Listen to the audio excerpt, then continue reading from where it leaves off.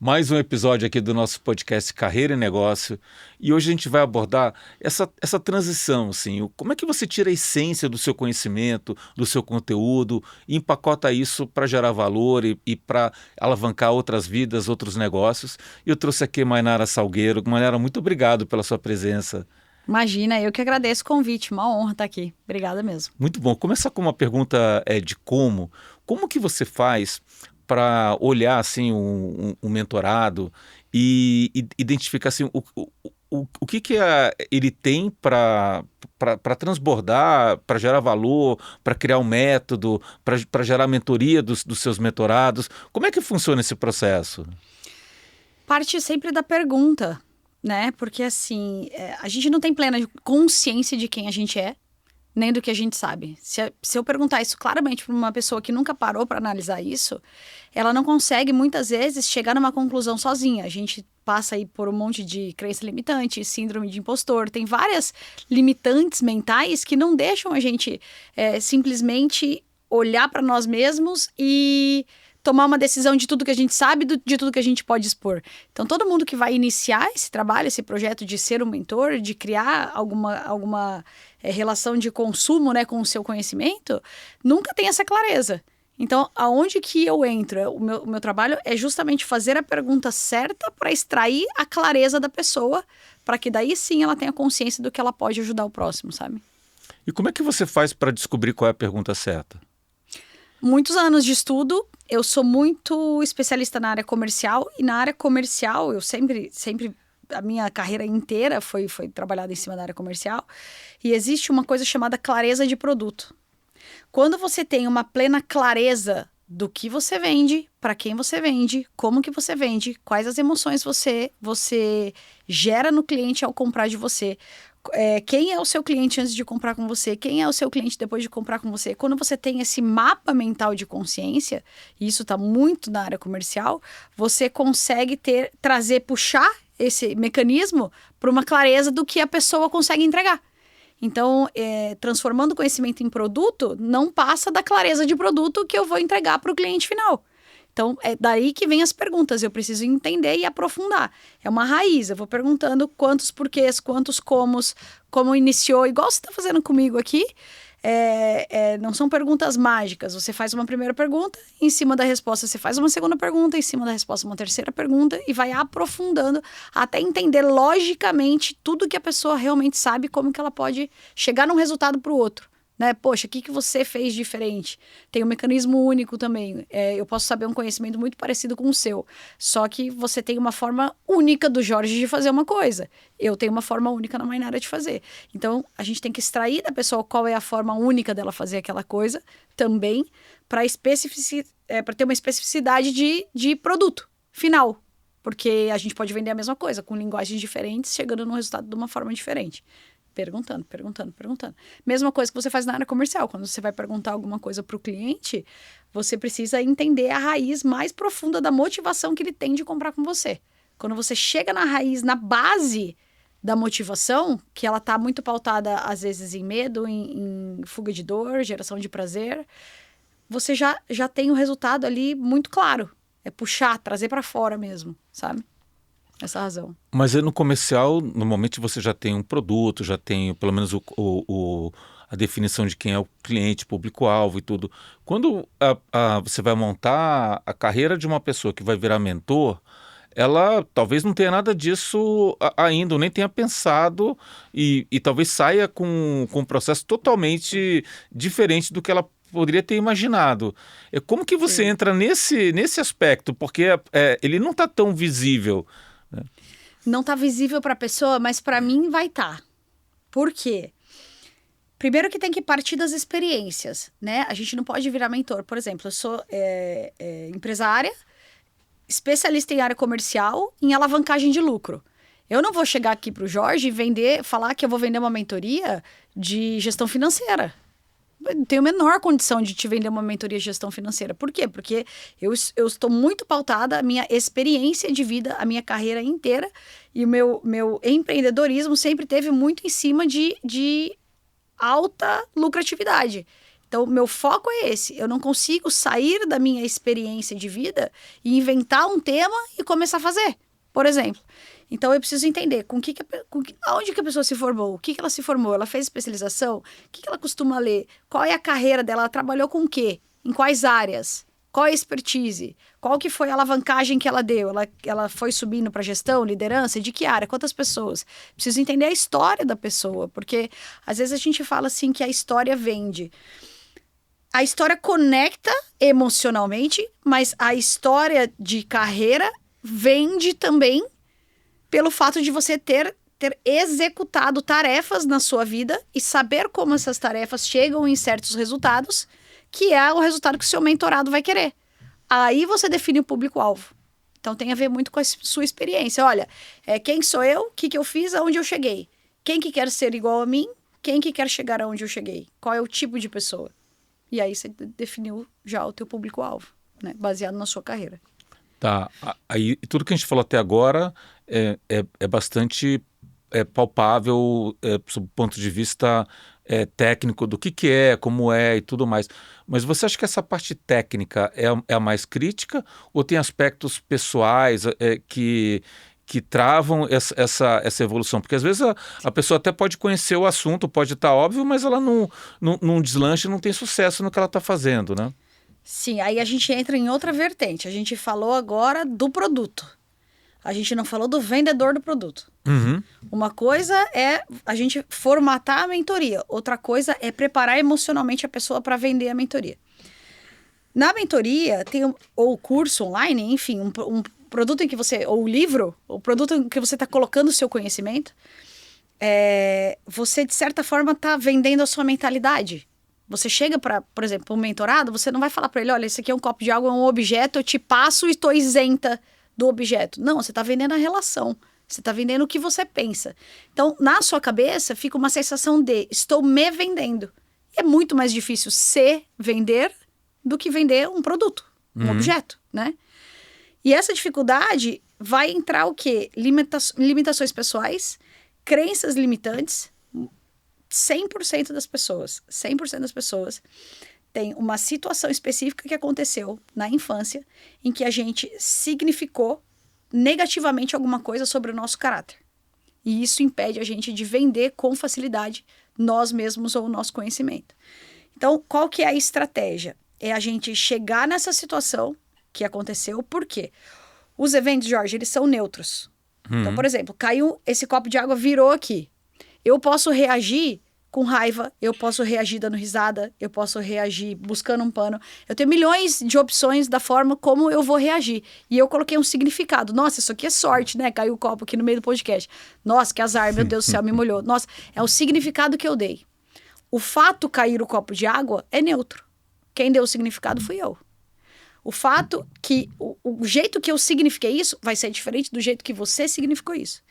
Quando a gente é criança e não tem entendimento do mundo, nosso cérebro está lá limpinho ainda, não está significando as coisas, entendendo o que é a realidade, a gente significa situações de uma maneira negativa em relação à nossa personalidade.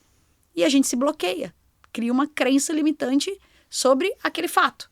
Então, o cair o copo de água, eu identifico quando criança, eu sou uma incompetente que não sei tomar água.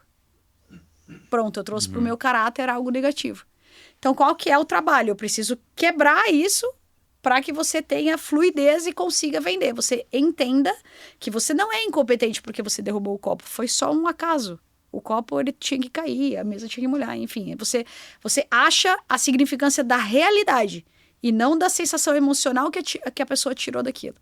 Quando você quebra essa crença, aí você abre o caminho para a pessoa realmente se tornar um mentor, para ela realmente conseguir se vender e vender um conteúdo. E aí você começou falando da parte de vendas, lucros, e aí entrou para a parte mais intrínseca, pessoal e crenças. Como é que você aprendeu isso?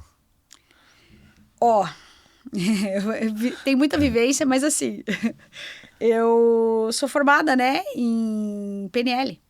Eu tenho MBA no PNL na FGV. Então, isso me fez me aprofundar muito nisso. Eu fiz muita imersão de desenvolvimento humano, Protagon, Leader Training, 10 anos consecutivos, todas as semanas de terapia.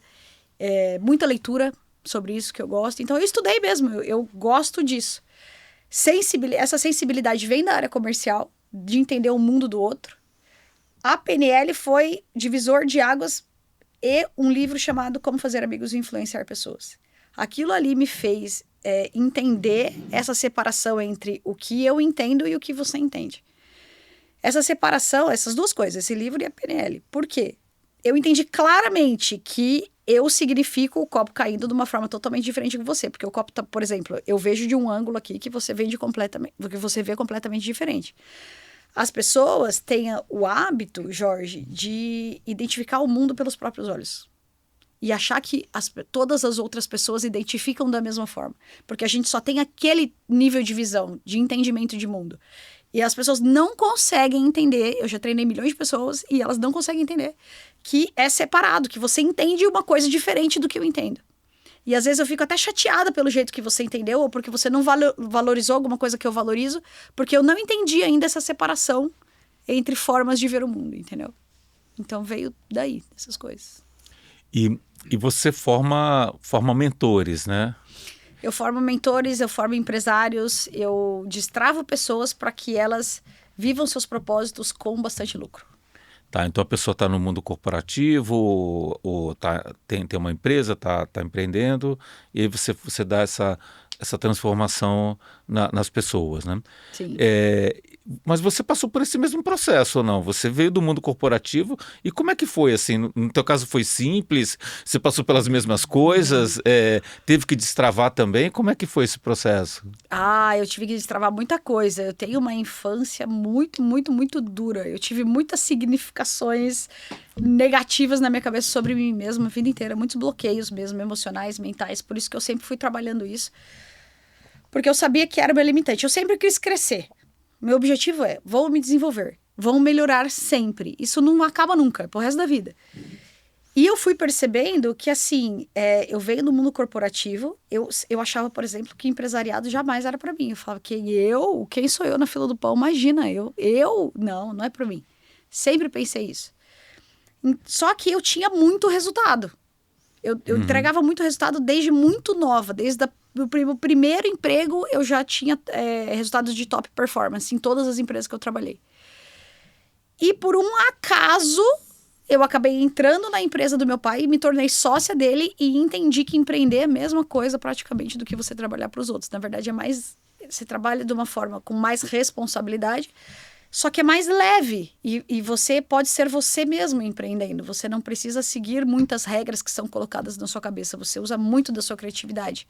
E eu achava que jamais era para mim, que eu não era uma pessoa criativa, enfim. Então, esse processo para mim durou aí uns 12 anos para realmente destravei minha mentalidade e agora eu tô pronta, sabe assim? E é com isso, destravando crença limitante, destravando o lado emocional. O negócio é destravar a mentalidade, destravar o emocional e entender a gestão do negócio e como vender isso. Dinheiro no caixa, gestão, acabou. Você consegue ter um resultado. E você vê assim, pegando um pouco do ponto aqui do gênero, né?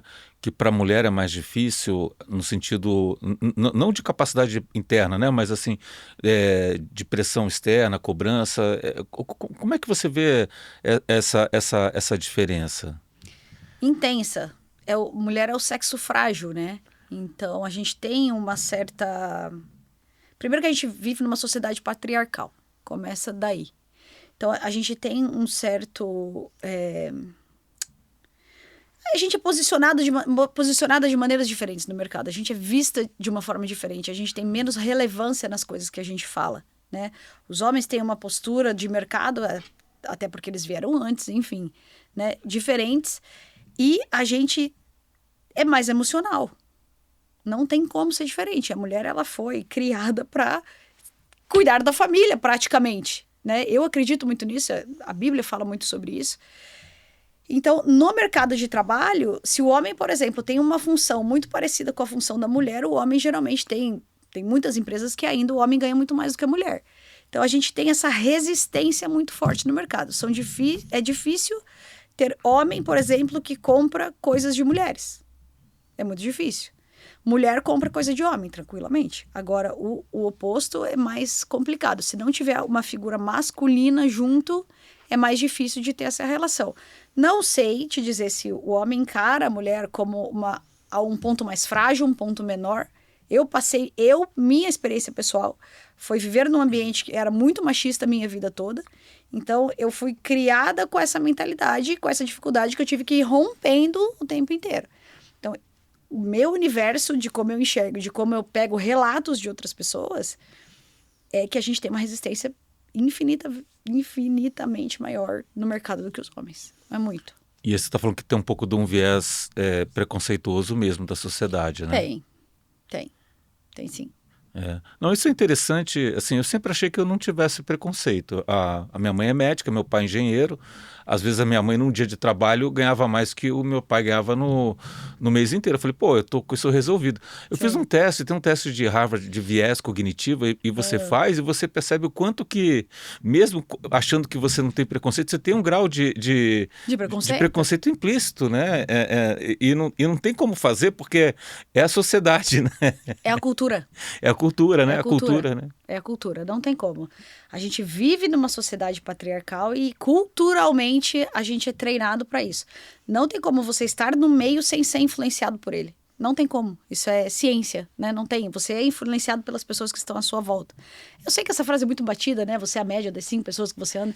Mas, enfim, o ambiente vai te moldando. E a gente vive numa cultura machista. Não tem como você não ser, né? Por exemplo, no Canadá, em Quebec, por exemplo, a cultura é oposta, é feminista. É mesmo? Aham. Lá as mulheres, elas saem, vão pro bar com as amigas, elas dominam a casa, é uma cultura feminista, é uma província pequena, né, de certa forma, mas lá é o oposto do que a gente vive aqui, é maluco. Você não...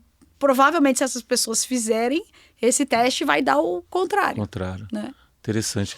Aí, eu pegando um pouco dessa linha e aí um pouco você falou, eu entendo que você falou, dificilmente o homem vai comprar da mulher. A gente está falando mais da questão de consultoria, mentoria. Sim.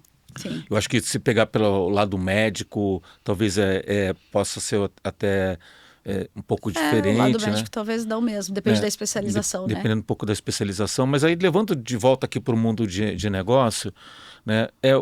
Como é que você... E aí pode ser tanto na vida corporativa também, como prestando um serviço de mentoria ou consultoria.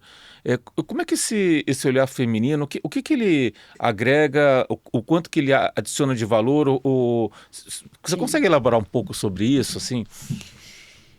Se os homens soubessem do poder que as mulheres têm de enxergar muito mais coisas e ter uma sensibilidade muito maior em absorver os problemas e entender o cliente, eles usariam muito disso.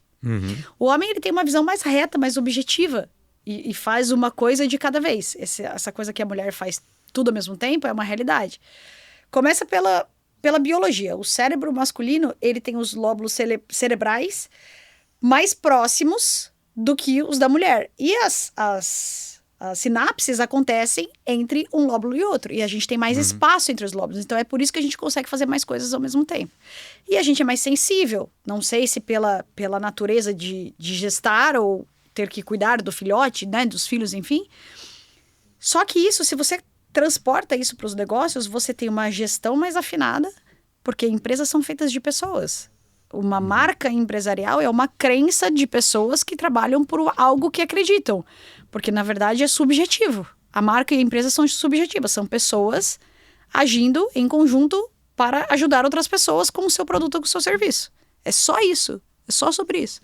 Se você tem mulheres, principalmente em cargos de liderança, você tem a sensibilidade do ambiente, de como as pessoas estão se sentindo, porque pessoas felizes rendem muito mais, e pessoas em menos conflitos e num ambiente que elas se sentem seguras e têm certeza que elas vão crescer e ter uma carreira, um desenvolvimento, elas desempenham muito melhor, e um homem não tem essa sensibilidade feminina de observar esse comportamento. Ele é mais objetivo, ele vai mais pro prático, pro funcional, operacional, estratégico, e a mulher não, já é mais do relacional. O cliente compra por emoção. Então, você tem uma gestão interna mais afinada e da empresa para fora, que é você vender trazer dinheiro para o caixa mesmo, lucro, você consegue entender também o cliente. Quem que é ele, como que ele se sente com você, com o seu produto, com sua experiência, o que você oferece, tudo isso. Então, se o homem tivesse esse entendimento, que eu não sei se é possível ter, porque eles não vivem isso, não tem como viver isso, porque isso é feminino. Eles usariam muito mais das mulheres e trariam mulheres para muito mais perto, porque é uma alavancagem. É um passo a mais que eles estão agregando, sabe? Então, quem entendeu isso, assim, já sai na frente, sabe? Agora, concordando assim, da beleza da diversidade, tem estudo que fala, inclusive, se você tem um grupo só de homens, você coloca uma mulher, a decisão do grupo melhora, e vice-versa também. Sim, também. Né? Também. Por que você... com a sua leitura, por que tem o espaço para a mulher no mundo corporativo é tão menor? Quando vai chegando na liderança, conselhos, tem bem menos do que proporcionalmente. Pensa, quem que trabalhava antigamente? Como que a sociedade começou? Os dois, não? Não, a mulher tomou um espaço, queimou o sutiã na praça, teve o seu posicionamento, né? Então, lá nos primórdios era só homem. O homem era o tomador de decisão, o homem era gerador de força, era gerador de segurança. Quando veio a industrialização, adicionaram as mulheres no mercado de trabalho para ter para ter mais gente disponível para trabalhar e diminuir a carga salarial. Porque você dobra, né? Praticamente a capacidade da industrialização da indústria. Na verdade, mulheres até têm um pouquinho mais do que homem na população, se a gente avaliar.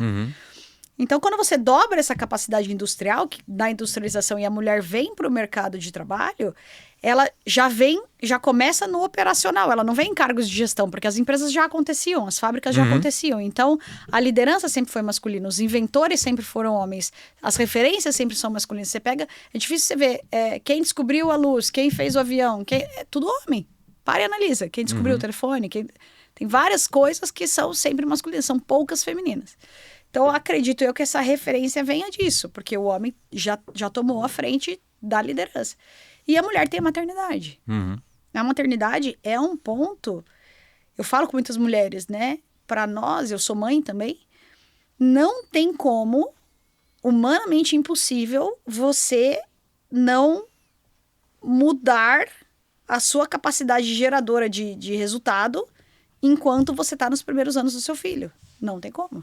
Não tem como. Porque é muito envolvimento emocional, é muita dedicação. Você muda, isso é maravilhoso depois, porque você muda muito como pessoa. Mas abala um pouco ali. Se você pegar friamente, empresarialmente falando, né, profissionalmente falando, a mulher, ela dá uma estagnada. Ela não cai, só que ela também dificilmente vai evoluir muito, porque a carga emocional que ela tem ali é muito grande. E o homem não passa por isso, né? Nunca. Você está falando aqui que vai ter um momento da carreira que vai ter um trade-off. Sim. E tem mulheres que tocaram isso e construíram negócios fabulosos e sem abrir mão de estar junto com a família e tudo, mas assim, foram poucas. Na verdade, você tem uma decisão pessoal, né? E sem julgar o que está certo, está errado. Sim, né? sim. É que você pode encarar, é aquilo que eu falei da situação ser neutra. Você pode encarar como uma limitante ou como uma alavanca. Então, por exemplo, eu abri a minha última empresa, anterior a de mentoria, de ser mentora, a minha filha tinha 30 dias. Eu estava abrindo o meu empreendimento. Então, ao mesmo tempo que eu conversei com uma mulher, semana passada, inclusive, ela falou assim, meu Deus do céu, como é que você está resolvendo tudo isso com a sua filha? Eu tive síndrome do pânico, porque eu não consegui. Então, eu não sei como que cada um encara de uma forma. Agora, sim, a Cris Junqueira, do Nubank, ela não tinha babá. E ela é dona do Nubank. Ela teve 4 filhos, né? Então, entendeu? Sem babá, não. O negócio aqui é meu. Então, depende de como você encara. Agora, sim, uma coisa é certa. Não é fácil para ninguém. Você deve estar passando por um problema. Eu tô passando. E 100% das pessoas, todo mundo passa por um problema. Nunca é fácil para ninguém. Sempre que você quer crescer, vai ter dor. Agora, você coloca a dor como um freio ou você coloca a dor como uma alavanca. Então, o filho, nesse aspecto que a gente está comentando, ele não pode ser a sua desculpa. Ele tem que ser o seu motivo, que é diferente. Então, é encarar a dificuldade de frente e ir pra cima. Não tem como. Não pode parar. Entendeu? Só que as mulheres se retraem nesse momento, né? Porque o nosso mundo fica cor-de-rosa. A hora que você vira mãe, não tem como. Você fica apaixonada. Muda tudo. Só que você ou se organiza mentalmente e continua na tocada, ou você vai realmente ficar estagnada. Não tem como. E dá para se dedicar. Eu me considero uma super mãe, eu já ouvi milhões de elogios sobre a minha maternidade, muitos mesmo, na minha família, de todo mundo, porque eu me dedico muito à minha filha, eu tenho um tempo de qualidade com a minha filha, eu chego na minha casa, eu coloco meu celular, o tempo é dela, eu explico tudo para ela de uma forma muito real, eu já treino ela desde pequena para se relacionar com o mundo de uma forma realista, para que ela tenha o mínimo possível dessas significâncias erradas, né, sobre as situações. E eu consigo desenvolver minha mentoria, meu trabalho, tô me mudando agora para Alphaville, venho com ela e é isso, e a vida é isso aí. Vamos encarar de frente, sabe? E que pelo que eu entendi, assim, né, o teu trabalho, né, de montar estruturas de mentoria, ajudar as pessoas nesse processo, passa muito por você fazer uma leitura, porque a gente comentou lá no início, leitura, entender e direcionar, né? Sim. Qual foi o maior erro de leitura que você teve e o que você aprendeu com isso? Um erro de leitura, deixa eu pensar. Não foi na mentoria, foi na minha vida. Pode ser? Pode ser. Eu tive um erro de leitura que eu entrei numa sociedade. Essa sociedade, ela tinha um potencial bilionário, era mundial mesmo. Era uma empresa que era para se tornar mundial.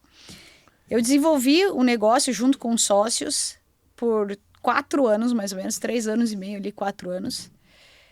E eu não consegui compreender que eu levaria uma rasteira. Por quê? Desde o princípio, hoje, olhando para trás, desde o princípio, vieram sinais e que eu não entendi como um sinal de alerta. Então, por exemplo, eu não fiz o contrato como deveria ter sido feito. Eu fiz meio que no fio do bigode na palavra, que isso faz parte dos meus valores, lealdade, honestidade, palavra. Então, eu encaro o mundo como se as pessoas realmente tivessem também. Isso foi um erro de leitura meu. E eu não coloquei tudo bonitinho no papel como deveria ser. E a hora que o negócio alavancou, não queremos mais a sociedade, pegaram toda a força de trabalho que a gente tinha desenvolvido e venderam a empresa para uns chineses e eu não tinha tudo no contrato bonitinho, como que deveria ser, que éramos sócios, enfim. Então, éramos só 50% da empresa, um valor significativo. E aí eu perdi a empresa. Então, isso para mim me ensinou que não importa quem esteja na minha frente, seja próximo ou não, amigo, familiar, contrato. Isso eu aprendi. Foi o curso mais caro que eu paguei na minha vida. Foi a mentoria mais cara que eu paguei, né? Mas, enfim, tudo no papel. Foi um erro mesmo. Foi, de fato, um erro de leitura. E aí você falou que você trouxe um pouco dessa... Acho que até antes dessa fase, né? A sua capacidade de entender os produtos, entender o que o cliente quer do outro lado, trabalhar a venda. Como que você aprendeu isso? Foi na prática? Como é que foi esse processo? Olha, a venda, ela é muito emocional. Eu sou uma pessoa muito sensível ao outro, à leitura do outro. Se eu desenvolvi isso propriamente dito, que eu li um livro, nossa, agora eu me desenvolvi, agora eu sei fazer isso. Não, tem um pouco de feeling, não tem como. Mas quando você começou a vender? Eu tinha 19 anos. Não, na verdade, sim, a minha mãe me contou esses dias, que eu nem sabia, que na época da escola tinha uma excursão e eles não tinham dinheiro para pagar essa excursão. E aí a minha mãe começou a fazer bolo e eu vendia bolo na escola com 14 anos. Então eu levava os pedacinhos de bolo. Aí depois que ela falou que veio a memória assim, deu com uma tapeworzinha, com os bolinhos gelados, assim, tudo no papel alumínio. E eu vendia para os meus amiguinhos e eu paguei a minha excursão na escola. Então minha primeira experiência de vendas foi essa. Foi muito doida, assim, que eu nem lembrava. Aí a segunda experiência de vendas, eu sou formada em educação física. Nada a ver. Eu já sabia que não queria, mas eu queria honrar meu pai, que pagou a faculdade, enfim. E me propus a terminar. E aí eu entrei numa academia. E à tarde eles me colocaram para vender os planos da academia. Aí eu já vendi mais que todo mundo o plano da academia, naturalmente. Aí eu gostei disso. Depois eu fui estudar marketing, aí depois eu fui gestão de empresas e fui estudando teoricamente outras coisas. Mas é como que eu tenho essa sensibilidade. Eu sou mulher, aquilo que a gente conversou, a mulher tem uma sensibilidade. Mas um divisor de águas, assim, que me deixou profundamente especialista nisso foi a PNL, Programação Neurolinguística. Isso realmente me afinou. Afinou o machado, não. É afinar? Afinar? Não, é afiar. É afiar, né? Afiou meu machado. Isso. E aí você faz a leitura corporal mesmo. O cara olhou para cima, olhou para o lado, tá mentindo, tá pensando.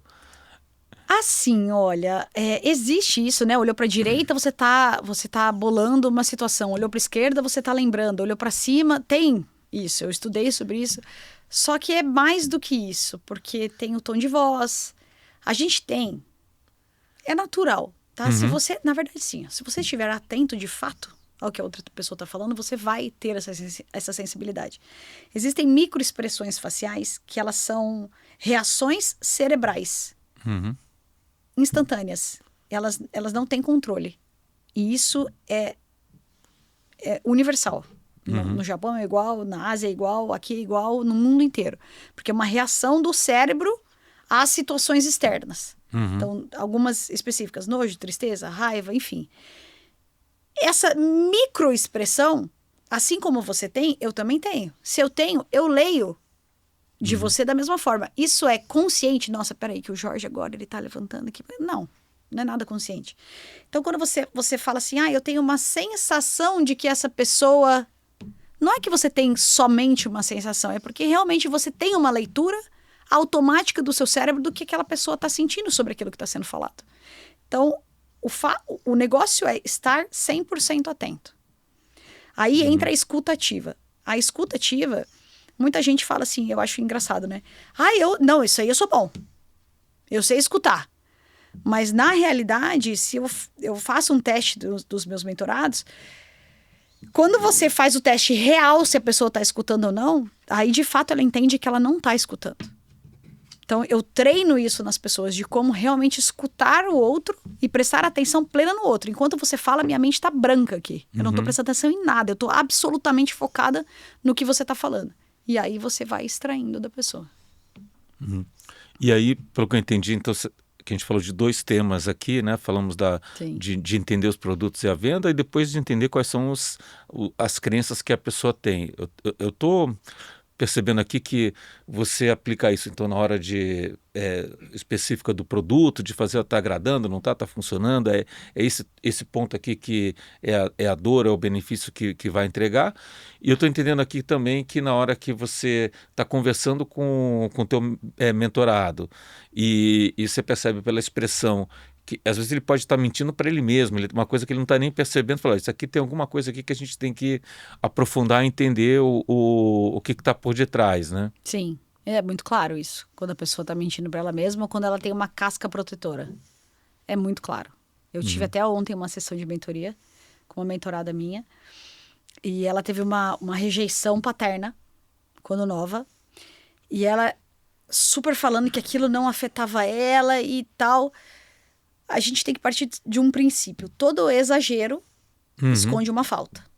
Todo exagero. Então, por exemplo, se eu sou exageradamente engraçado, possivelmente eu sou tímido. Se eu sou arrogante, é porque eu sou inseguro. Eu preciso mostrar muito o quanto eu sou bom, porque eu preciso esconder dentro de mim uma insegurança. Então, arrogância e insegurança é a mesma coisa, elas andam juntas. O nível da arrogância é o nível da insegurança que a pessoa tem dela mesma. Então, quando você já parte desse princípio que todo exagero está escondendo uma falta, você, na declaração da pessoa, dizendo quanto ela está curada, é para ela provar para ela mesma que ela tá. Mas quem tá não precisa provar nada. Quem é não tem que provar. Quem é só é. Simples. Então, isso faz com que facilite a leitura do tipo, bom, tem um problema ali que eu preciso entrar. Porque se ela está declarando muito, com muita frequência, do quanto ela é curada de algo, é porque ela não é. Ela é exatamente o que ela precisa. Então é ali que eu vou entrar. Aconteceu alguma coisa da sua infância? Me fala o pior fato que teve na sua infância. E daí eu vou puxando até chegar naquela causa raiz. E chega toda vez. Você sabe que chega. né? Na causa isso. Sim, e aqui a questão, você falou no início que tem uma preocupação com gerar mais lucro, né? Então não é só vender mais, é gerar mais lucro. Sim. O que é gerar mais lucro? O que você trabalha para gerar mais lucro? Vendas em primeiro lugar. Então, geração de receita. Tá, mas aí não é lucro ainda, né? Ainda não. E aí você vem para a gestão interna, tanto de aquisição como gestão de custos da empresa. A gestão financeira lá, fluxo de caixa, tudo bonitinho, não é sobre isso que eu trabalho. Eu trabalho. A aquisição tá legal? Tá tendo uma negociação na aquisição de matéria-prima quando a gente está falando de produto? Ou quais são os custos fixos? A gente analisa os custos. Legal, dá para enxugar o quê? Aonde? Como? Os processos estão bem desenhados? Estão bem definidos? Como que a operação está acontecendo aqui dentro? Será que a gente está com desperdício de material? Será que a gente está com desperdício de pessoa? Será que a gente está com desperdício de luz, água? Enfim, os processos de operação vamos supor uma fábrica, da fabricação de produto. Cada etapa da fabricação está acontecendo de que forma? A gente pode reduzir o custo disso? Não pode? Pode melhorar a qualidade para reduzir lá na ponta o erro? Então, é uma gestão estratégica interna.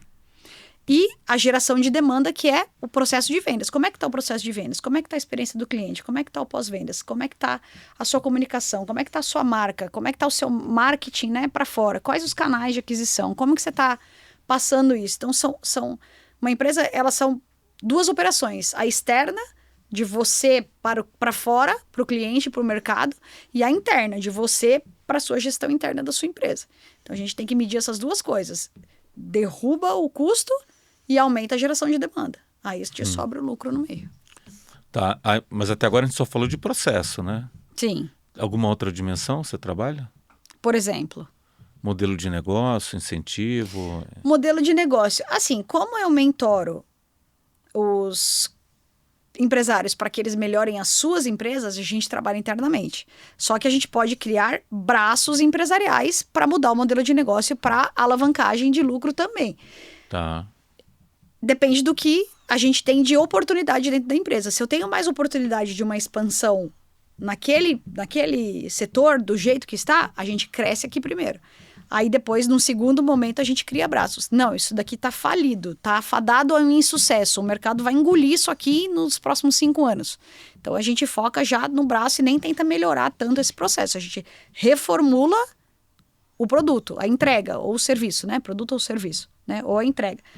Mas dá para criar o braço educacional, dá para criar... Depende do teu mercado. Isso é muito amplo. Não tem como eu falar... eu vendo... água, legal, então por que eu não posso agregar e vender água com gás? Eu não posso também, além da água com gás, a saborizada. Então dá para ampliar a carteira também. Depende muito do mercado, da oportunidade de mercado. E como é que você vê o mercado de mentoria, né? Então você forma mentores, é uma tendência, o que está acontecendo na sua leitura? Para mim é um mercado muito violentamente insano em lucratividade. A gente tem margem aí que a gente vê no mercado 75%, 80% de lucro líquido. É insanidade, é loucura. Você não tem nenhum tipo de modelo de negócio que tenha isso. Hoje é o quê? 25% um super negócio deixa no caixa. A maioria 20%, 15%. Tem negócios que 5%, 2%, depende do faturamento, depende da área, né? do setor de atuação. Mas o mercado de mentoria é uma coisa assim. Vamos lá. Você é adulto, é empresário, o mercado se renova a cada 2, 3, 4 meses, está tudo novo de novo, as coisas ficam obsoletas muito rápido. Você, Jorge, por exemplo, não tem tempo de se especializar em todas as áreas para que você cresça a sua empresa ou para que você forme a sua mentoria ou para que você... A gente não tem mais tempo para ficar pensando ou estudando, se especializando, fazendo uma faculdade, 2, 3, 4 anos ali numa especialização. Então, aonde que vem a mentoria? A mentoria vem... Eu reduzo o meu tempo, né, nesse aprendizado, para às vezes 6 meses, 1 ano, e tenho um resultado muito mais rápido do que eu virar um especialista. Uma outra grande diferença é, quando eu viro um especialista em faculdades, em cursos, eu estou falando muito sobre teoria. Quando eu faço uma mentoria de alguém que já fez aquele caminho, já sabe como que é, já errou muitas vezes, a gente fala sobre remir o tempo de novo, porque você vai evitar todos aqueles erros que aquela pessoa já passou, e aí o seu processo de resultado é muito mais rápido. Então, quase que é desinteligente você não ter um mentor. Por quê? Porque ele vai reduzir o seu tempo e vai alavancar a sua empresa muito mais rápido. Vai alavancar o teu negócio muito mais rápido. Isso da parte do consumidor, de quem consome a mentoria. De quem faz a mentoria, você com certeza tem um conhecimento que você pode estar ajudando milhões de pessoas que querem chegar aonde você já chegou. Você pode abrir um negócio altamente lucrativo com um ROI, que a gente fala que é retorno sobre investimento, muito rápido num período muito curto de tempo. Então, hoje a gente vê mentorias que alavancam 6 meses. Você vê a pessoa faturando o triplo do que ela faturava num negócio tradicional ou como um executivo. Em 4, 5 meses não existe negócio hoje que não demora de 1 a 2 anos para fazer a maturação para ele ter um payback. A mentoria você tem um custo, não vou falar zero, porque você tem que publicar redes sociais, tráfego pago, às vezes tem que, né? Você pode partir de um custo zero se você vai trabalhar com a sua lista de contatos. Então você parte de um custo ínfimo para criar um negócio milionário num curto espaço de tempo. Então, peraí, é um negócio que eu não tenho custo, ou tenho muito pequeno, me dá um lucro muito rápido e um lucro muito alto. Me fala no mercado um outro negócio que tem esse formato. Não existe. Ou você investe no físico, numa planta, ou você tem 2 anos de maturação, ou você tem lucratividade de 20%, ou você tem investimento alto, não existe no mercado nada comparado à mentoria. Nada. Hoje, para mim, na minha concepção e do que o mercado também entrega para nós, né? É que a mentoria é o melhor modelo de negócio que tem no mercado atualmente. Não tem nada diferente. Por outro lado, assim, estão surgindo vários mentores e tá crescendo bastante esse mercado. Como que uma pessoa deveria fazer para escolher, assim, olha, de todas as possibilidades que tem de passar por uma mentoria, como que a pessoa deveria selecionar, né? O que você recomenda? Se eu quisesse participar de uma mentoria, que mentoria eu deveria escolher? Que critério? O que faz mais sentido? Você tem que escolher um mentor na área que você gostaria de executar. Então, o seu mentor, você precisa admirar ele, ser o seu exemplo e ele ter traçado o caminho que você quer traçar. É o primeiro critério. O segundo critério é você ter afinidade. Às vezes o mentor está exatamente onde você gostaria de estar, mas você não aguenta a voz dele. Como é que você vai ter uma mentoria com uma pessoa? Porque é uma relação. E é uma relação de contato. Não tem como. Então, você já vai ter uma primeira aversão à personalidade da pessoa. Não tem como isso se desenvolver de uma forma positiva. Você vai ter aversão até ao que a pessoa fala. Então, primeiro lugar, a pessoa está onde você gostaria de estar? Check. Eu gosto de ter o contato com a pessoa, ela tem os mesmos valores que eu, tem o mesmo caráter, tem um tom de voz agradável, ela fala a mesma língua que eu falo? Check. Aí você pode, né, tá dentro do que eu espero, aí você pode estar selecionando teu mentor. E assim, tem público. Ah, nossa, mas tem muitos mentores no mercado, graças a Deus. Assim, a nossa sociedade, né, vai alavancar de uma forma muito mais rápida. Não, muito bom. Eu colocaria mais um que é o quão viável você ter um retorno fazendo a mentoria, né? Então, se você consegue ou acredita que vai ter esse retorno, né? E ter a meta, até para pegar o lado mais pessoal, né? De ter um incentivo interno para transformar isso em retorno mesmo, né? Em retorno financeiro. E o retorno, às vezes, não é só financeiro, é de crescimento mental, é de desenvolvimento, mentalidade, de comportamento. São muito retorno rápido da mudança dos seus hábitos, do seu comportamento, da sua mentalidade e da sua capacidade e habilidade de gerir as coisas. Então, é muito mais rápido do que um curso, uma faculdade, enfim. E aí, se fosse botar mais um item, então a gente falou aqui de a pessoa estar na posição que você gostaria de chegar, de ter uma afinidade, de você enxergar que essa jornada vai te trazer um retorno. Se fosse colocar mais um, colocaria a questão da ambiência, né? Então, assim, sim, legal.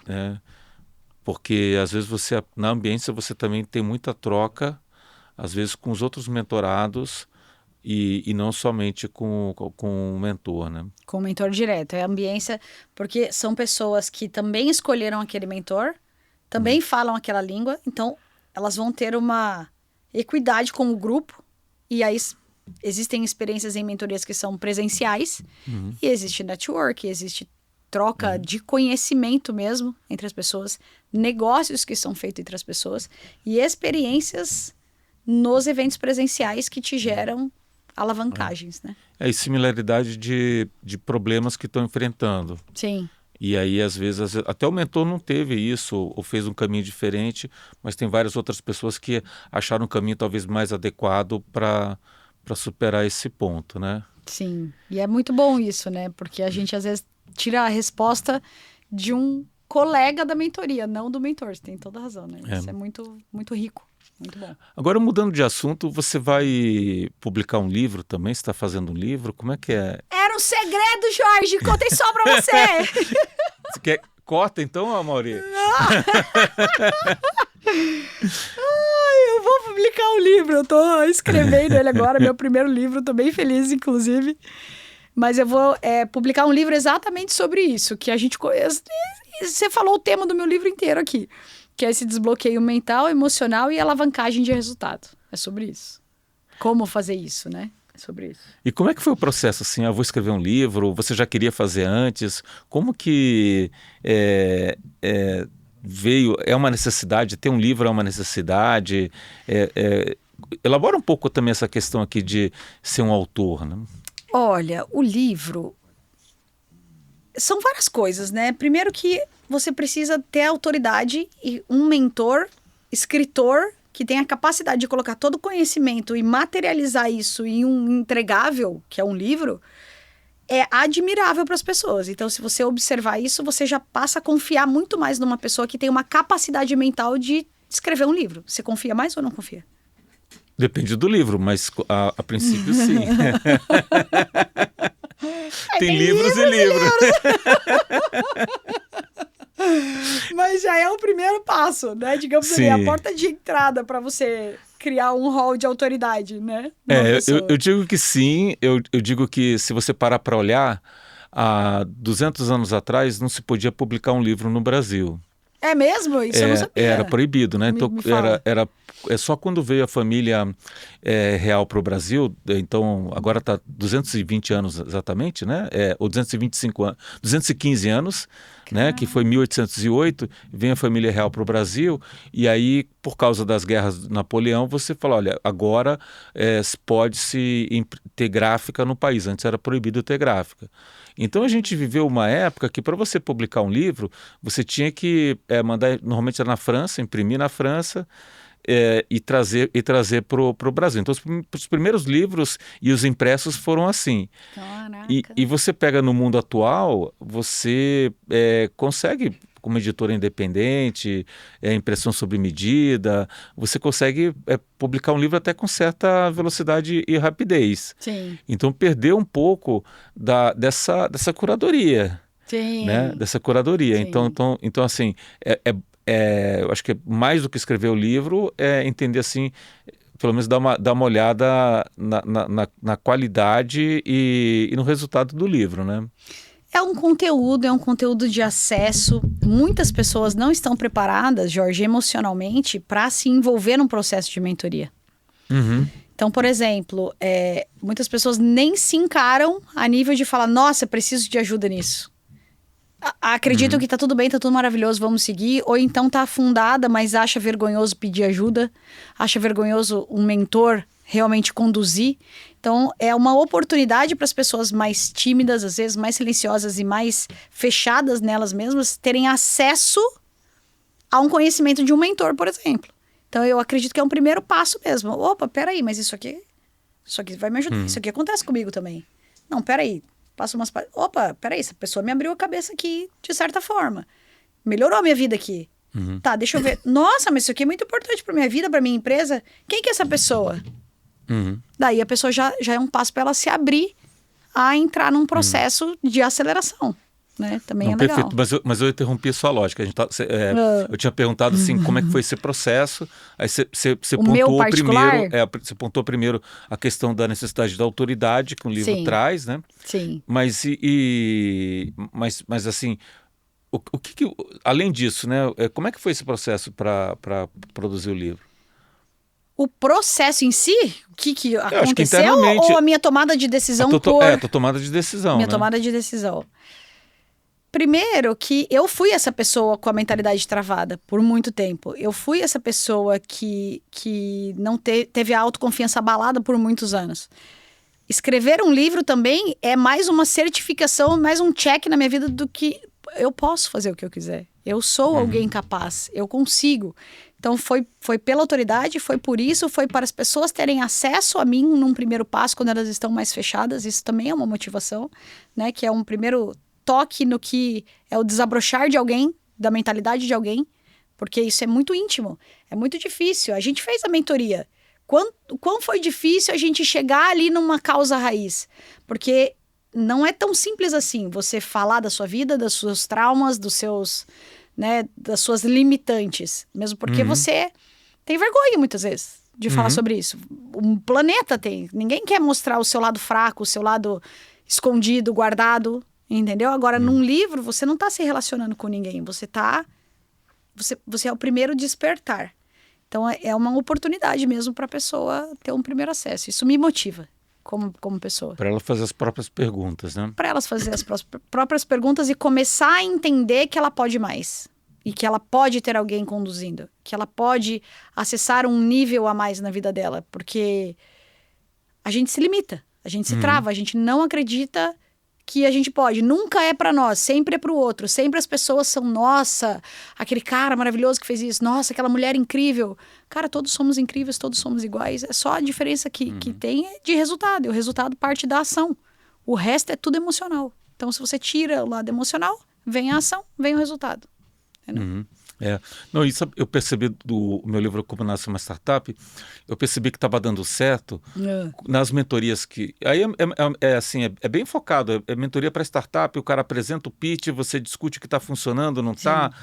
Então, são pitch de, sei lá, 5 minutos, uma conversa rápida, e eu começava a perceber, pô, isso aqui está no capítulo tal do livro, isso aqui está no capítulo tal do livro, isso aqui está lá.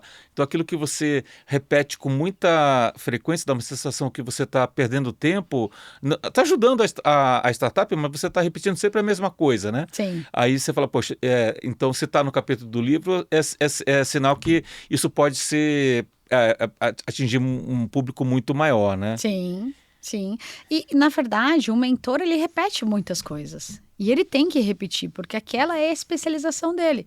Pô, quantas vezes o Zezé de Camargo cantou É o Amor na vida dele? Toda hora tem um público diferente ali. Então, o mentor ele é isso, ele tem, claro que as coisas elas mudam, elas evoluem, o mentor tem que estar sempre em evolução para sempre estar conhecendo mais. Mas a sua base de experiência e de alavancagem é a mesma, você vai repetir isso para várias pessoas, até que uma grande gama de pessoas consiga absorver aquilo e melhorar a vida, né? O que é esse livrinho aí? Esse livro, não, esse aqui é o Inabalável, deixa eu botar aqui pegou, né? O Inabalável, ele é um livro de superação. Olha que top. Né? Então, eu sempre dou um livro, né, para os meus convidados e eu escolho o livro durante a conversa. Né? Então, o que é? E isso aqui são 3 histórias de superação e a história que eu conto foi a história que eu fiquei perdido no mar por 2 dias. E acabou dando, inclusive, o nome o nome do meu capítulo virou o nome do livro, né? Sim.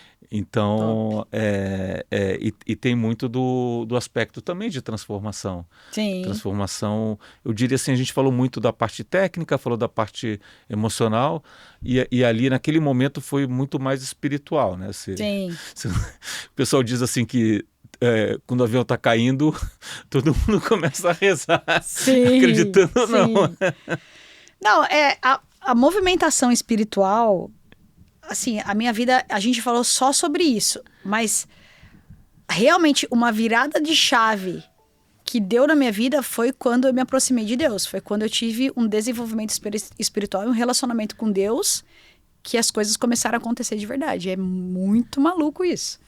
Mas é uma força muito grande. Então, você está falando aí da movimentação espiritual, é um absurdo. É uma conexão, muda a vida, né? Muda a vida. Muda a vida de dentro para fora. É incrível. Para mim, eu passei a enxergar as coisas de uma forma mais tranquila. Mais leve, mais em paz. Porque você está no mundo corporativo, aquele estresse, deu tudo errado. Aí você olha assim, o pessoal vai ter que virar à noite para refazer e tal. Aí você olha assim e fala, pô, isso aqui não é a pior coisa que aconteceu na minha vida. Se der tudo errado, o que vai acontecer, né? E aí o monstro que você constrói na tua cabeça, ele tomba, né? É porque você passou uma experiência hard aqui, pelo visto, né? Não, peraí, eu já passei 2 dias no mar perdido. O que é ficar virando uma noite e vendo o resultado, né? Tem aquelas conversas assim de consultoria. Qual foi o momento mais difícil que você passou? Eu tive que fazer o application, não sei o que. Aí eu falei, não, eu passei 2 dias perdido no mar. Aí acaba a conversa, né? Opa, peraí, você foi treinado ali, né? Foi forjado ali. É isso. Mas obrigada, uma honra. Aproveitando aqui, Mainara, quem quiser te procurar, conhecer, entender um pouco da mentoria, como é que te encontra? Me encontra vou falar aqui pra câmera, tá? Me encontra no meu Instagram, @mainarasalgueiro, provavelmente vai estar escrito em algum lugar aqui, né? E lá tem os links de contato, entra em contato pela DM e já conversa direto comigo mesmo. E o livro? Assessora, mas nem já. E o livro quando que sai? No final desse mês. Já? Já. É bem rápido. É rápido, hein? Toque de caixa. Nossa. Toque de caixa porque eu ganhei um presente que eu sou conselheira do Pablo Marçal e ele vai escrever o meu prefácio, polemicamente. Mas ele vai escrever. Tem prós e contras, né? Então. Mas deixa o prefácio lá, né? Vamos ver como ele desenvolve. Mas então tem que sair rápido. Vai ser um lançamento que legal. Bem breve. Eu tava lá lendo agora assim, peraí, corrige aqui. Não é assim que eu falo assim, não, peraí, puxa aqui. Eu tava realmente resolvendo isso agora. Que legal. Aqui embaixo. Não, muito bom. Mas vai estar bem bacana. Então, assim, uma última recomendação. Então, se você acredita que realmente você quer alavancar na sua vida, que você quer criar um braço empresarial na sua empresa, ou se você está no mercado corporativo e você quer abrir um negócio, em primeiro lugar, você é capaz, você é igual a todo mundo, é só ter um poder da ação. Você precisa de um destrave emocional para isso, entender quem você é, quem você pode ajudar e não deixe que o medo te limite. O medo é uma bússola para nós. Você só tem medo daquilo que você não conhece ainda. Então, se você conhece, você está na zona de conforto. Se você tem medo, você segue pelo caminho do medo, porque ali você vai crescer. Muito bom, muito bom. E aqui, você que gostou, né, apreciou, assim, entendeu, acho que a gente passou por vários pontos e principalmente aspectos tangíveis e intangíveis quando você vai construir, vai entregar uma transformação. Compartilhe esse episódio, né? Manda esse episódio para quem você acha que está nesse momento, tem alguma coisa travando, né? Segue a gente no canal e, Mainara, muito obrigado aqui pelo todo o seu conteúdo. Imagina, eu que agradeço, uma honra esse convite. Obrigada mesmo, realmente, é uma honra para mim estar aqui e ganhar um presente desse. Muito Obrigada. Bom.